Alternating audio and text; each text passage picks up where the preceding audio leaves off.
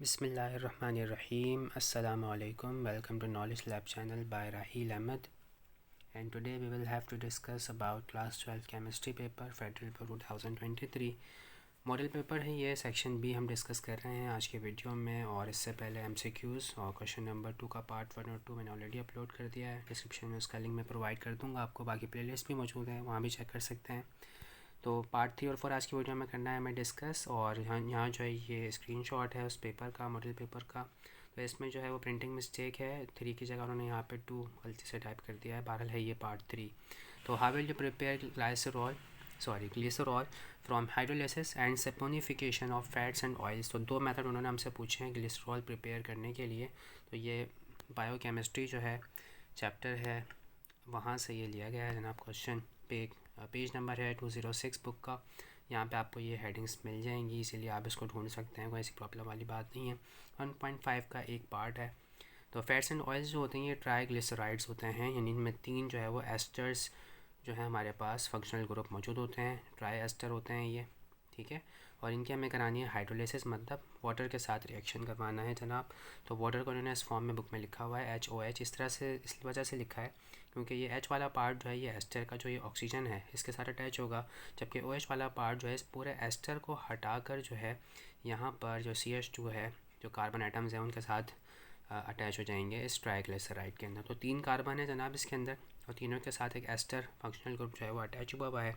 हर ester functional group जो है यहाँ से फंक्शनल ग्रुप जो है वो यहाँ से रिमूव होगा, और उसकी जगह वाटर का जो OH वाला पार्ट है, नेगेटिव वाला पार्ट, हाइड्रोक्सिल पार्ट, वो यहाँ पे आके अटैच होगा। और फाइनली यहाँ पे हमारे पास एक ग्लिसरॉल जो है वो फॉर्म होगा। ग्लिसरॉल के बारे में मैं आपको ये बता दूँ कि इट इज़ अ ट्राईओल अल्कोहल की एक टाइप है ये जनाब। और इसका IUPAC नेम अगर मैं आपको बताऊँ, ये यहाँ पे कॉमन नेम लिखा हुआ है ग्लिसरॉल। इसका IUPAC नेम जो है वो है 1,2,3। देखें यहाँ पे 3 कार्बन है, 1,2,3। प्रोपेन, तो 3 कार्बन है तो प्रोपेन, और इसके अलावा जनाब 3 OH यहाँ पे फंक्शनल ग्रुप्स लगे हुए हैं, तो ट्राईओल ये कहला रहा होता है। 1,2,3 propane triol is the IUPAC name of glycerol. तो ये हमें यहाँ पे जनाब प्रिपेयर करना था। और सिंपली यहाँ पे जो है लास्ट में हमारे पास चीज़ बनेगी, यानी हाइड्रोजन जो है इस एस्टर के साथ अटैच हो जाएगा, तो इसको हम कह रहे होते हैं जनाब फैटी एसिड। अब नेक्स्ट जो इसका पार्ट था वो हम यहाँ पे देख लेते हैं। ये हमने हाइड्रोलिसिस डिस्कस कर लिया। अब हमें बताना है सपोनिफिकेशन। अच्छा, इसका रिमेनिंग पार्ट देखें यहाँ पर मौजूद है जी। तो ये जो हाइड्रोलिसिस वाला जो पार्ट है ये देखें बुक में आपको नज़र आ जाएगा। मैं आपको बता देता हूँ क्या है। तो हाइड्रोलिसिस जो है जो ये हो रही है यहाँ पर, जो रिएक्शन पूरा हो रहा है, ये हमारे जो डाइजेस्टिव ट्रैक्ट होता है ह्यूमन बींग्स का या एनिमल्स का, उनमें ये जो है वो हो रहा होता है ये वाला रिएक्शन। और फैटी एसिड जो है वहाँ पे एक इंपॉर्टेंट रोल जो है वो प्ले कर रहे होते हैं इस सारे मेकेनिज़म के अंदर। मेटाबॉलिज्म में जो है एक इम्पॉर्टेंट रोल जो है वो प्ले कर रहे होते हैं। अच्छा, सपोनिफिकेशन की अगर हम बात करें तो सोप यहाँ पे बनेगा जनाब, जैसे सोप, और साथ ही साथ यहाँ पे हमारे पास ग्लिसरॉल जो है वो बनेगा। तो उन्होंने आपसे जो ग्लिसरॉल का पूछा है, तो ये जो है हमारी मेन रिक्वायरमेंट है। तो यहाँ पे हमें लेना है 1 सेकेंड जनाब फैट्स एंड ऑयल ट्राइग्लिसराइड है, 3 एस्टर हैं यहाँ पे, और इसका रिएक्शन हमें कराना है सोडियम हाइड्रोक्साइड के साथ, ठीक है। हाइड्रोलिसिस ऑफ ट्राइग्लिसराइड्स और ऑयल्स और फैट्स बाय एल्केलीज, ठीक है। मतलब यहाँ पे जो है एल्कली जो है हमारे पास सोडियम हाइड्रोक्साइड यहाँ पे मौजूद है, और 1 सेकेंड ये भी जो है वो हाइड्रोलिसिस ही है। और तो यहाँ पे जनाब ट्राइग्लिसराइड जो है हमारे पास मौजूद है। तो ये यहाँ से एस्टर फंक्शनल ग्रुप जो है वो सोडियम के साथ जो है वो कंबाइंड होकर यहाँ पे देखें ये मौजूद है। तो this is known as soap. और फैटी मतलब सोडियम सॉल्ट और फैटी एसिड जो है सोप होता है। और ग्लिसरॉल यहाँ पे फाइनली हमारे पास इसका जो OH वाला पार्ट है ये इसके साथ कार्बन के साथ जाके अटैच होगा, और फाइनली हमारे पास ये ट्राईओल जो है प्रोपेन ट्राईओल यानी ग्लिसरॉल जिसे हम कह रहे हैं वो बन जाएगा। तो यहाँ पे इसकी डिटेल मौजूद है। Glycerol is produce along with sodium और पोटाशियम सॉल्ट्स और फैटी एसिड, यानी सोडियम हाइड्रोक्साइड भी यूज़ किया जा सकता है। इसके अलावा पोटाशियम हाइड्रोक्साइड भी हम यहाँ पे यूज़ कर सकते हैं। These sodium and potassium salt are called soaps, salt of fatty acid. तो इस तरह से ये हमारा जो पार्ट है, पार्ट नंबर 3 शॉर्ट क्वेश्चन का, ये हो गया है कंप्लीट। उसके बाद हमारे पास reducing smoke. What is reducing smoke, इसकी डेफिनेशन बतानी है, क्या होती है ये। Right chemical reactions occurring in photochemical smoke. तो 1 मार्क की डेफिनेशन है, 2 मार्क के रिएक्शंस हैं जनाब। तो ये भी आपके बुक में एज इट इज़ डिट्टो छापा मौजूद है, वहाँ से आपने देख लेना है।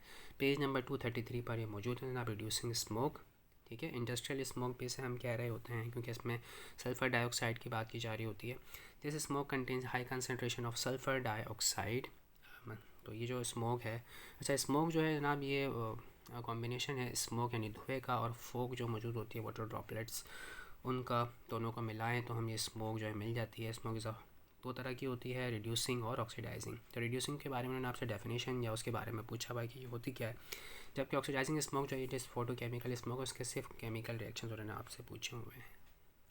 तो रिड्यूसिंग स्मोक जो है इंडस्ट्रियल स्मोक भी हम कहते हैं इसको, इसमें हाई कंसनट्रेशन में सल्फर डाइऑक्साइड मौजूद होती है, केमिकल रिड्यूसिंग नेचर की होती है, इसी वजह से इसे रिड्यूसिंग स्मोक कहते हैं। एग्जाम्पल उन्होंने दे दिया आपको, the smoke and sulphur dioxide produce from the burning of coal and can combine with fog to create industrial smoke. तो फोक जनाब मौजूद होती है इन्वायरमेंट के अंदर, और सल्फ़र डाइऑक्साइड जो है जब हम कोल को बर्न करते हैं तो वहाँ पे ये प्रोड्यूस हो रही होती है जनाब। तो जब ये सल्फ़र डाइऑक्साइड जो है रिएक्ट करती है फोक के साथ, तो तब जो है हमारे पास ऑक्सीडाइजिंग स्मोक जो है वो प्रोड्यूस हो रही होती है।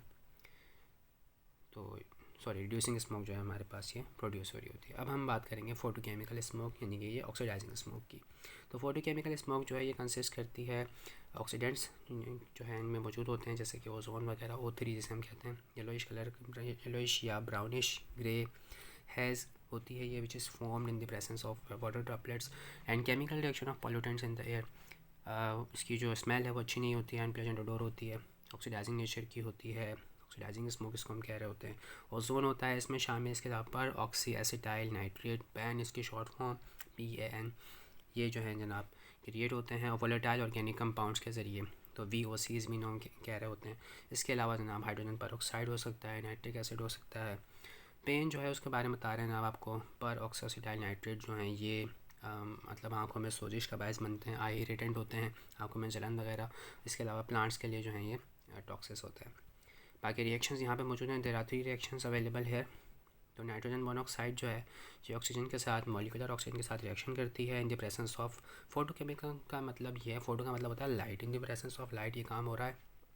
जब लाइट जो है एनर्जी प्रोवाइड करेगा, यानी एक्टिवेशन एनर्जी जो है, जो नेसेसरी एनर्जी है इस केमिकल रिएक्शन को होने के लिए जो चाहिए, तो वो सनलाइट की प्रेजेंस में जो है वो इजीली ये रिएक्शन हो सकते हैं। तो नाइट्रोजन मोनोऑक्साइड और ऑक्सीजन जो है जमीन धूप पड़ेगी, सनलाइट पड़ेगी तो जनाब ये आपस में रिएक्ट करेंगे, नाइट्रोजन डाइऑक्साइड बना देंगे। नाइट्रोजन डाइऑक्साइड जो है जनाब ये भी इन द प्रेजेंस ऑफ सनलाइट ये कन्वर्ट हो जाएगा नाइट्रोजन मोनोऑक्साइड और एटॉमिक ऑक्सीजन के अंदर। फिर एटॉमिक ऑक्सीजन जो है ऑक्सीजन मॉलिक्यूल के साथ रिएक्शन करेगा, फाइनली ओजोन क्रिएट करेगा विच इज़ पोल्यूटेंट है। चलें, तो ये हमारा हो गया जनाब आपको क्वेश्चन नंबर 2 का पार्ट 3 कंप्लीट हो गया। अब पार्ट 4 की बात करते हैं। नाइलॉन 6,6 जो है ये हमें प्रिपेयर करना है, एडिबिक एसिड से ये बताना है और कंप्लीट केमिकल रिएक्शन लिखना है। 1 मार्क जो है इसकी मतलब किस तरह से प्रिपेयर होगा ये सारी बात बतानी है, और रिएक्शन जो है जनाब वो 2 मार्क्स का है।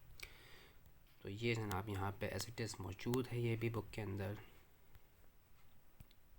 कंडेंसेशन पॉलीमर होता है ये, स्टेप ग्रोथ पॉलीमर भी कहते हैं इसको हम। तो कंडेंसेशन पॉलीमर जो होते हैं जनाब ये उनको ये फॉर्म होते हैं कॉम्बिनेशन ऑफ मोनोमर्स के ज़रिए। मोनोमर हम कहते हैं जो हम स्टार्टिंग मटेरियल यूज़ करते हैं पॉलीमराइजेशन में, उसको हम मोनोमर कह रहे होते हैं, ठीक है। और साथ में जनाब इसमें एलिमिनेशन होती है, वो या तो वाटर मॉलिक्यूल एलिमिनेट होगा या फिर मेथनॉल, मतलब कोई सिंपल मॉलिक्यूल जो है वो एक एलिमिनेट होता है मोनोमर्स में से, और फिर वो मोनोमर्स आपस में ज्वाइन होकर जो है वो एक बड़ा जॉइंट मॉलिक्यूलर स्ट्रक्चर जो है ना फॉर्म कर देते हैं, तो उसको हम पॉलीमर कह रहे होते हैं। पॉलीमर का मतलब ये होता है जॉइंट मॉलिक्यूल। तो there are 2 main types of condensation polymers. हमें जो बताना है जनाब वो नाइलॉन 6,6 के हवाले से बताना है। It is a polyamide. Nylon 6,6 जो है वो पॉलीएमाइड होता है, और 6,6 इसलिए हम कह रहे हैं जो हम मोनोमर या स्टार्टिंग मटेरियल यहाँ पे यूज़ कर रहे हैं उनमें 6 कार्बन जो है वो मौजूद है, जैसे कि आप यहाँ पे देख सकते हैं। ये है हमारे पास है ना आप मोनोमर जो यहाँ पे हमारे पास यूज़ हो रहे हैं, 2 हम यूज़ कर रहे हैं। एक तो एडिबिक एसिड है हमारे पास, दिस इज़ एडिबिक एसिड। एडिबिक एसिड अभी आगे चल के मैं आपको ये अलग से समझाऊंगा रिएक्शन, फिलहाल सिर्फ यहाँ पे प्रिपरेशन देख लें कि क्या क्या चीज़ें यूज़ हो रही हैं।